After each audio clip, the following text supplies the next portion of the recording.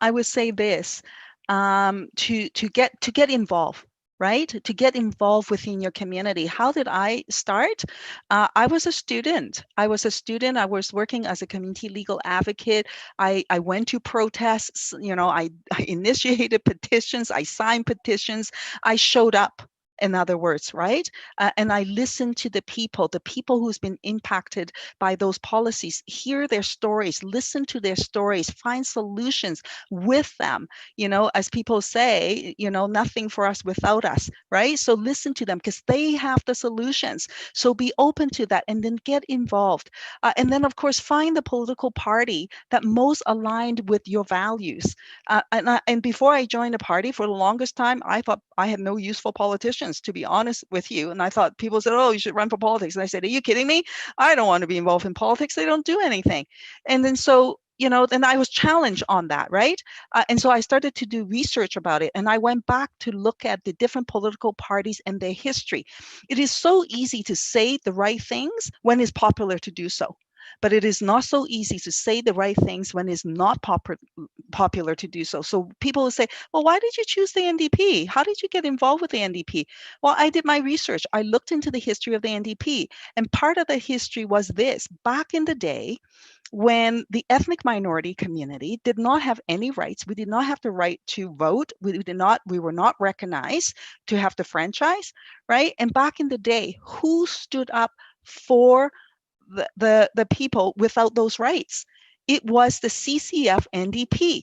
And it was not popular to do so. I look back into the archives, and there were articles, newspaper articles, and so on that were put out where the Liberal Party basically said, a right for the Chinese, a vote for the Chinese sorry, let me rephrase that. A vote for the CCF NDP is a vote for the Chinese, is a vote for the minority, is a vote for their franchise. And then they go on to say, basically, do not vote for the CCF NDP. And at that time, it wasn't popular to fight for the rights of the minority community.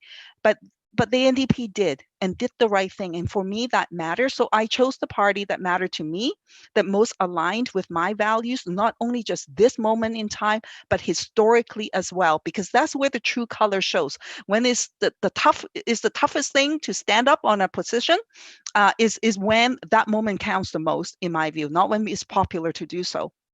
And so I chose my party. So I would advise people to choose a party that most aligned with your values and get involved with them. Get involved with them. Find your passions.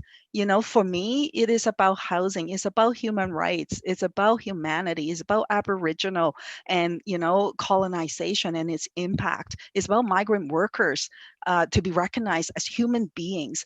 It's about connecting all of us as humans. That is my passion. That's the thing that brings me, to the table every day. And I wake up with a fire in my belly and I say, I am going to go out there and get this thing done and drive the issue.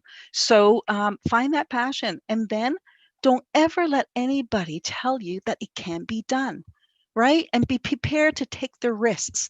When I did my soul searching and traveled abroad and came home, I wasn't sure if I was going to succeed in school. I thought, like, oh my God, what if I tried and I don't do well? What if, the university just doesn't accept me again? Then you just have to say, you know what? You have to believe in yourself and push yourself to the limit, right? And then work hard. Don't get me wrong. It's not going to just fall off the sky and make it happen for you. Work hard and prepare yourself and drive it. And then when you don't succeed, we don't always succeed because sometimes things is really tough. Take time to heal, and then also take time to reflect, to see how you can learn from that experience. And then, as we say, there's a phrase, that you can actually turn every failure into a challenge and turn it around and take it on. Believe in yourself.